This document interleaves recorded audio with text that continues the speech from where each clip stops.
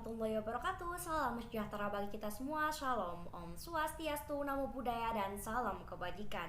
Dewan Juri yang terhormat serta insan yuris yang berbahagia, perkenalkan saya Arfikri Dinal Mola selaku pembicara pertama yang akan mendudukan mosi perdebatan dalam ranah akademik konseptual.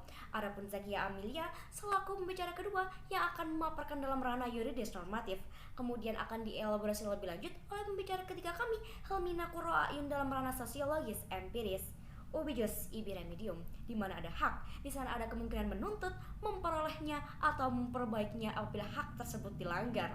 Dewan Juri yang terhormat, untuk pertama kalinya kami secara tegas mengamini mosi perdebatan kali ini, yakni pengujian peraturan perundang-undangan yang terbuka di Mahkamah Agung. Dewan Juri yang terhormat, sebelum mencapai suatu perdebatan yang komprehensif, izinkan saya untuk menyampaikan latar belakang dari mosi kita kali ini.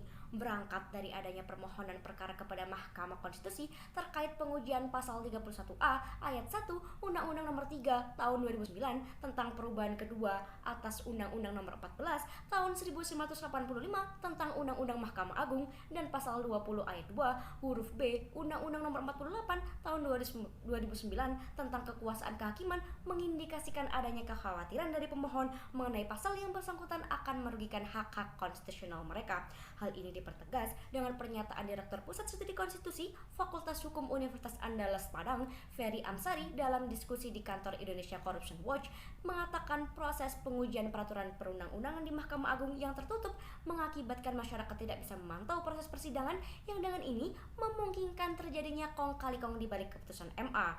Berangkat dari problematika inilah Dewan Juri yang terhormat, Mahkamah Agung dengan segelnya sebagai lembaga tinggi kehakiman atau pengadilan negara tertinggi bagi seluruh daerah atau wilayah di Indonesia sebagaimana yang tertuang dalam pasal 1 Undang-Undang Nomor 5 Tahun 2004 tentang perubahan atas Undang-Undang Nomor 14 Tahun 1985, Mahkamah Agung telah menyalahi norma konstitusi. Dewan Juri yang terhormat, yang mana konstitusi dibentuk guna penyeimbang supremasi hukum antara masyarakat dengan pemerintah. Lebih lanjut, Dewan Juri yang terhormat, terdapat dua urgensi utama kenapa kami setuju dengan adanya mosi kita kali ini. Yang pertama, proses pengujian perundang-undangan di Mahkamah Agung yang selama ini tertutup berimbas pada berkurangnya antusiasme publik. Hal ini dibuktikan dalam pernyataan Alfon Kurnia Palma, Direktur Yayasan Lembaga Bantuan Hukum Indonesia atau YLBHI periode 2011-2015, mengatakan banyaknya peraturan daerah dan peraturan di bawah undang-undang yang bermasalah, yang mana seharusnya di judicial review ke MA. Tetapi hal ini tidak dilakukan publik sebab proses MA tidak transparan.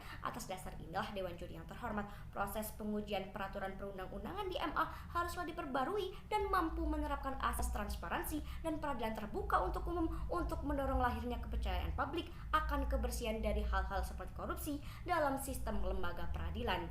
Yang kedua, Mahkamah Agung tidak mengimplementasikan prinsip-prinsip peradilan yang transparan, akuntabel, dan aksesibel. Dewan Juri yang terhormat, hal ini dapat dilihat melalui hasil penelitian yang dilakukan oleh Ina Junaina, dosen Fakultas Hukum Universitas Padjadjaran, yakni dalam pengujian peraturan di bawah undang-undang masih terdapat 63% putusan yang belum dapat diakses.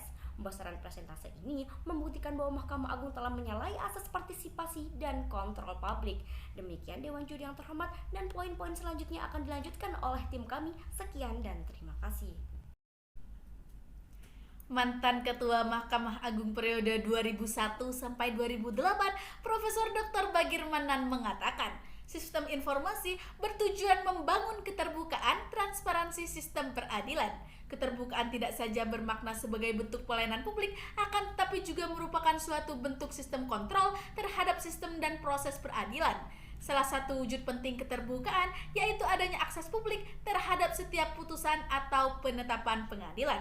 Hal ini selaras dengan dua urgensi yang telah disampaikan oleh pembicara pertama kami dalam mosi perdebatan kita kali ini, yakni pengujian peraturan perundang-undangan yang terbuka di Mahkamah Agung.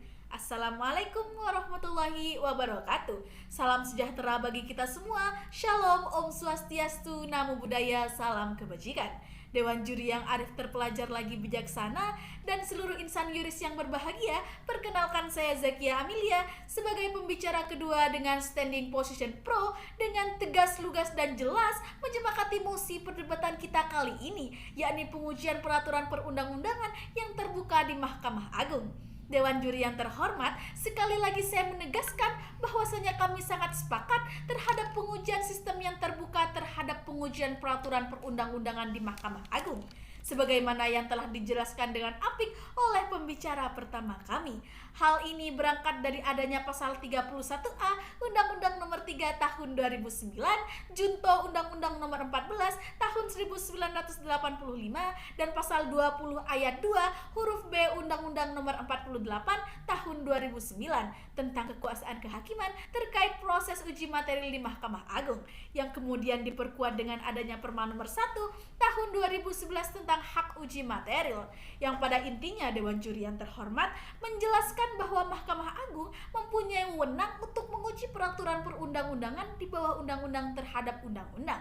Mahkamah Agung adalah bagian dari kekuasaan kehakiman, di mana dalam kekuasaan kehakiman salah satunya terdapat prinsip keterbukaan pengadilan atau open court principle sebagai salah satu prinsip utama dalam hukum acara. Oleh karena itu, Dewan Juri yang terhormat, Mahkamah Agung haruslah dapat berkomitmen untuk menjamin keterbukaan pengadilan sesuai dengan prinsip open court principle.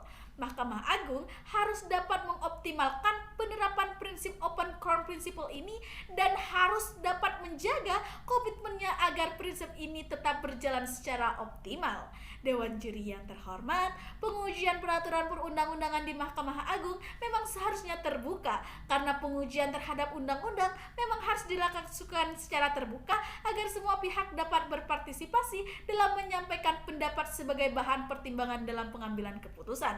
Hal ini sebagai wujud penerapan teori hukum responsif yang dikemukakan oleh Philip Nonet dan Philip Selznick, bahwasanya lewat hukum responsif dapat dijadikan sebagai sarana respon terhadap keterbukaan sosial dan aspirasi publik.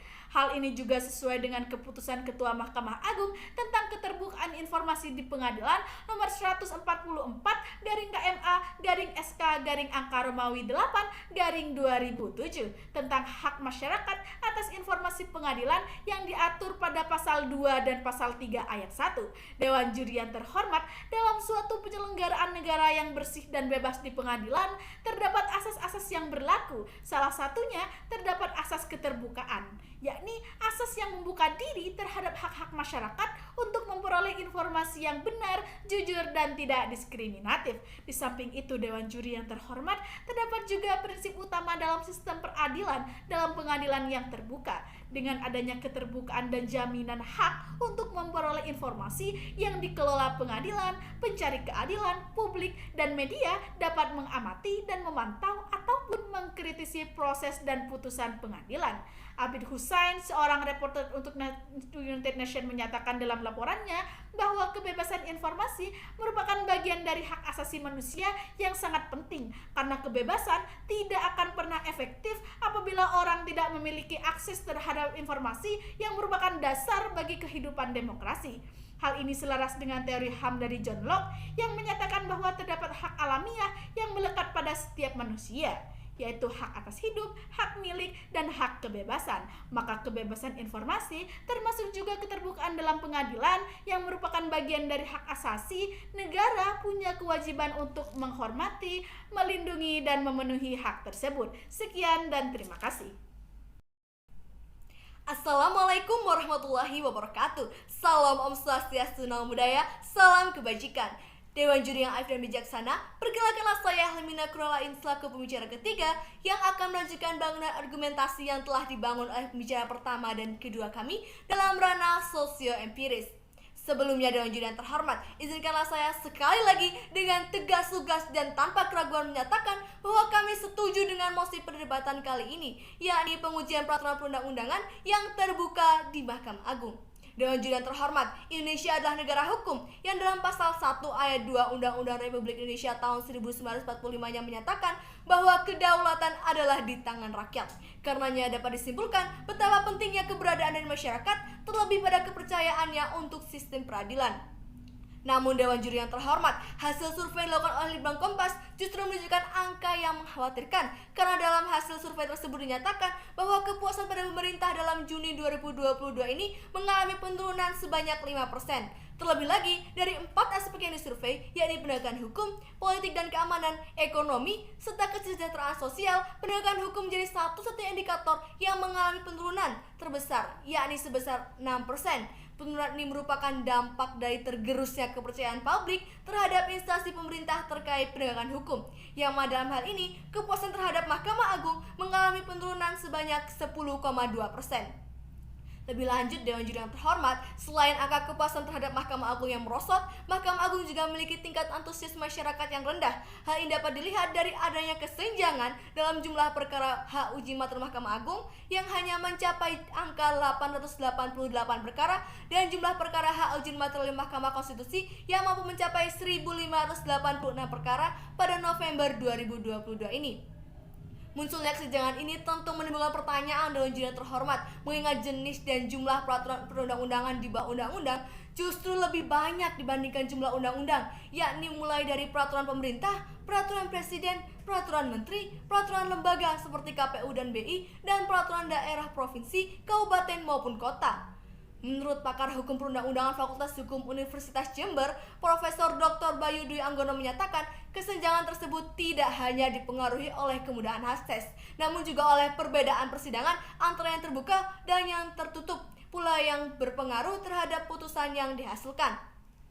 Hal tersebut dapat dilihat melalui hasil penelitian Ina Junaina SMH, dosen Fakultas Hukum Unpad, dalam jurnal yang berjudul Tafsir Konstitusional Pengujian Perundang-undangan di bawah Undang-Undang, bahwa terkait putusan hak uji materi Mahkamah Agung masih terdapat 63% putusan yang belum dapat diakses. Selain itu hanya 18% putusan yang memiliki tafsir konstitusi dalamnya, sementara sisanya tidak memiliki tafsir konstitusi dalam pertimbangan hukumnya. Sehingga dapat disimpulkan bahwa dengan tertutupnya cara berbaca mahkamah benar-benar berpengaruh terhadap kualitas putusan yang dihasilkan. Lebih lanjut, Dewan Juri yang terhormat, Direktur Pusat Studi Konstitusi Fakultas Hukum Universitas Andalas Padang, Ferry Amsari, dalam diskusi di kantor Indonesian Corruption Watch menyatakan bahwa bukan tidak mungkin akan terjadi kong kali kong di balik keputusan Mahkamah Agung. Sebab dengan sidang uji materi Mahkamah Agung yang tertutup, masyarakat tidak bisa memantau proses yang terjadi.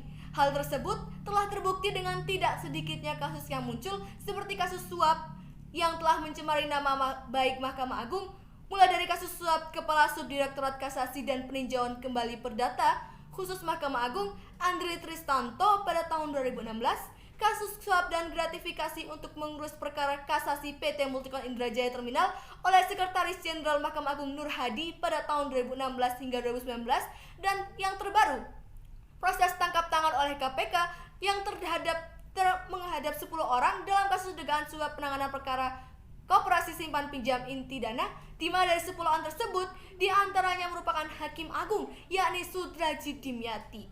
Maka dari itu Dewan Juri yang terhormat, sebagaimana Prof. Bayu menyatakan bahwa sudah selayaknya dilakukan perubahan dalam hukum acara pengujian peraturan perundang-undangan di bawah Mahkamah Agung, yaitu dengan mengubah peraturan Mahkamah Agung atau PERMA tentang hak uji material agar persidangan dapat dilaksanakan secara terbuka dan menjamin para pihak dapat secara maksimal memperjuangkan haknya. Hal tersebut telah didukung oleh Direktur YLBHI Alfon Kurnia Palma serta Komisioner Komisi Yudisial Jaja Ahmad Jayus yang menyatakan bahwa Mahkamah Agung perlu mencontoh transparansi sistem beracara Mahkamah Konstitusi. Hal ini dalam rangka mengefektifkan lembaga pengadilan sebagai sarana perlindungan hak-hak warga negara atas praktik-praktik kewenang-wenangan penguasa negara melalui pembentukan peraturan perundang-undangan yang tidak berkualitas dan melanggar hak warga negara. Sekian, terima kasih. Dewan Juri yang terhormat, sampai dengan urgensi terakhir kami tetap pada standing position pro dengan mosi perdebatan kita kali ini. Dewan Juri yang terhormat, ketika sistem beracara Mahkamah Agung dilaksanakan secara tertutup, tidak hanya berimbas pada buruknya kualitas putusan, namun juga berimbas pada menurunnya tingkat kepercayaan publik. Terlebih dengan buruknya kinerja MA dalam mempublikasikan hasil putusan dan meningkatnya angka kriminalitas dalam MA itu sendiri. Hal ini dikuatkan dengan pernyataan para ahli serta data-data konkret sebagaimana yang telah dipaparkan oleh pembicara ketika kami. Oleh karena itu, Dewan Juri yang terhormat, Mahkamah Agung sebagai lembaga tinggi kehakiman, negara sudah selayaknya menerapkan asas transparansi dalam peradilan terbuka dalam menguji peraturan perundang-undangan, yang mana hal ini sesuai dengan keputusan Ketua Mahkamah Agung tentang keterbukaan informasi di pengadilan nomor 144 garing KMA garing SK garing Romawi 8 garing 2007 tentang hak masyarakat atas informasi pengadilan yang diatur pada pasal 2 dan pasal 3 ayat 1. Dewan Juri yang terhormat, the better as the greatest problem solver. Maka di sini kami menawarkan saran yang efektif dan tidak hanya melaksanakan asas murah, mudah, dan biaya hemat, namun juga tidak melupakan asas transparansi dan accountable, yakni dengan komitmen pimpinan Mahkamah Agung untuk mengubah perma tentang hak uji material yang sedari awalnya tertutup menjadi terbuka pada saat pembacaan permohonan dan putusan. Dengan hanya pemohon yang mendatangi proses persidangan secara langsung untuk membuktikan bukti secara lisan. Selain itu, Dewan Juri yang terhormat, Mahkamah Agung perlu mempublikasikan schedule persidangan dan menyiarkan via platform online saat proses persidangan berlangsung. Hal ini guna menyelaraskan asas transparansi, partisipasi, dan kontrol publik. Jalan-jalan ke Yogyakarta, tak lupa beli bakpia. Proses beracara MA yang terbuka tentu menjadi solusi efektif dalam problematika yang ada. Sekian dan terima kasih.